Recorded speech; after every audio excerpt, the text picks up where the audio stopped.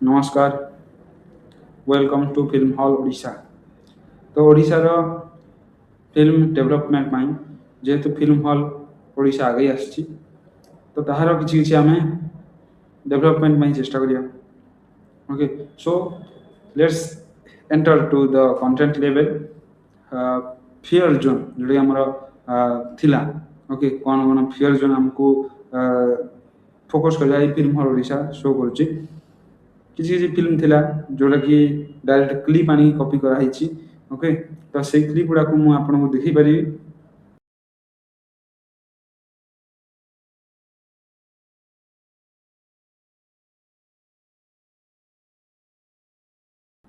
Okay, ସେଇଟା ଏତେ ବି hard clip ନଥିଲା। ଓକେ, ଯେମିତିକି ଆମେ ସେଇ ଜାଗାକୁ ଯାଇକି ଟିକେ କଲର୍ ଏନହାନ୍ସ କରିକି ଆମେ ତାକୁ ଆମ ହିସାବରେ ବନେଇ ପାରିଥାନ୍ତେ, ଆହୁରି ବଢ଼ିଆ ସେ ବନେଇ ପାରିଥାନ୍ତେ। Show let's C those clips. ଏଇ ଦୁଇଟା ସିନ୍ ଦେଖନ୍ତୁ। ଏଇଟା ହେଲା ବିଶାଲଙ୍କର ଗୋଟେ ଫିଲ୍ମ ଥିଲା। ଦେଖନ୍ତୁ କେତେ କଣ୍ଟ୍ରାଷ୍ଟ ବାଲା ଅଛି। ଆମେ ଠିକ୍ ଅଛି ଇନ୍ସପାୟାର୍ଡ ହେଲେ, କିନ୍ତୁ ଯେଉଁ ଆମର ଫିଲ୍ମ ବନାଇଲେ ସେଇଟା ନର୍ମାଲ କଲର୍ ଖାଲି ଚେଞ୍ଜ କରିଦେଇଛନ୍ତି, ତା ଭଳିଆ ସମାନ ହେବ। ତାର ଭଳିଆ କଣ୍ଟ୍ରାଷ୍ଟ କାହିଁ, ତା ଭଳିଆ ପିକ୍ଚର କାହିଁ। ଓକେ, ତ ଏଇଟା ଜରୁରୀ ଥିଲା, ଆମେ କରିପାରିଥାନ୍ତେ ଏଇଟା। ଓକେ, ଜଷ୍ଟ କଣ୍ଟ୍ରାଷ୍ଟ ମାରିକି କଲର୍ ଟିକେ ଚେଞ୍ଜ କରିଥିଲେ ଏଇଟା ହେଇଯାଇଥାନ୍ତା। ଏଇଟା କଲର୍ ଗ୍ରେଡ଼ିଂର ଡିଫେକ୍ଟ। ଓକେ, ତ ଯେତେବେଳେ ଫାଷ୍ଟ ଦେଖିଲା ବେଳକୁ ଜଣାପଡ଼େ ନାହିଁ, କିନ୍ତୁ ଯେତେବେଳେ କ୍ଲିୟରଲି ଭିଜିବଲ୍ ହୁଏ ଏହା ହିଁ କାମ ହେଇଛି। ତ କପି କିଛି ଅସୁବିଧା ନାହିଁ, କିନ୍ତୁ ଡାଇରେକ୍ଟ କ୍ଲିପ୍ ଥୋଇବାଟା ଏଇଟା ଫ୍ୟୁଚର ଯେଉଁ ନ୍ୟୁ ଜେନେରେସନ୍ ଅଛି ସେଇଟା ତାଙ୍କୁ ବହୁତ ଅଡ଼ୁଆରେ ପକାଏ।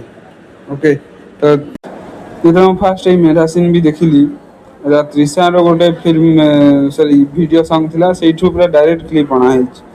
ତ ଏଇଟା ଦେଖିଲି ମୁଁ, ଆମେ ମେଣ୍ଢା ସିନ୍ ଗୁଡ଼ା କରିପାରିବା ନାହିଁ, ଖାଲି ଗ୍ରୀନ୍ କଲର୍ ମାରିଦେଇଛେ। ତ ବହୁତ ଅଡ଼ୁଆ ଲାଗିଲା। ତାପରେ ଏଇଟା ଦେଖନ୍ତୁ, ଏଇଟା ଇନ୍ସପାୟାର ଯେଉଁ ନିଶ ବନାଟା ଠିକ୍ ଚଳିବ। ଏଇଟା ଦେଖିଥିବେ, ୟୁଟ୍ୟୁବରେ ଅଛି। ଆଇଲାରେ ପ୍ରେମ ଋତୁ, ସଜ ହୁଅ ଋତୁ ଋତୁରୁ ତୁତୁ। ନେକ୍ସଟ ଆସିବା ମାନେ ଆନନ୍ଦପୁର। ଏଇଟା ତ ସମସ୍ତେ ଶୁଣିଥିବେ। ତ ଏଇ ଯେଉଁ କ୍ଲିପ୍ଟା ମୁଁ ଦେଖିଲି, ଏଇଟା ଆମର ଯେଉଁ ଅଲ୍ଲୁ ଅର୍ଜୁନ ନାଚୁଛନ୍ତି ସେମ୍ କ୍ଲିପ୍ ଆଣିକି ଥୁଆ ହେଇଛି। କଥା ହେଉଛି ନେଇ ଆଣି ଥୋଇ ଜାଣିଲେ ଚୋରି ବିଦ୍ୟା ଭଲ, କିନ୍ତୁ ସେଇଟା ପର ମୁହୂର୍ତ୍ତରେ ବହୁତ ଖରାପ। ନେକ୍ସଟ ଜେନେରେସନ୍ ପାଇଁ ଏଇଟା ଖରାପ।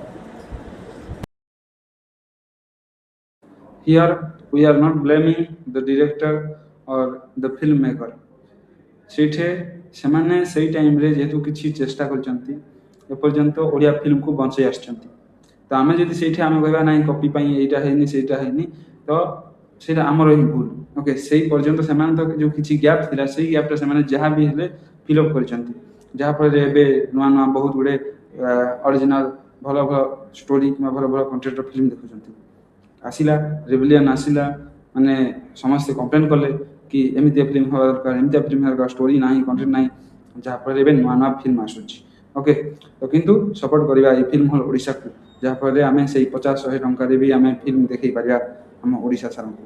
ଆମ ଓଡ଼ିଆ ଫିଲ୍ମ ଆଗ ଓଡ଼ିଶାରେ ପହଞ୍ଚୁ, ଏଇଟା ଆମର ଲକ୍ଷ୍ୟ। ଫିଲ୍ମ ହଲ୍ ଓଡ଼ିଶା, ଧନ୍ୟବାଦ।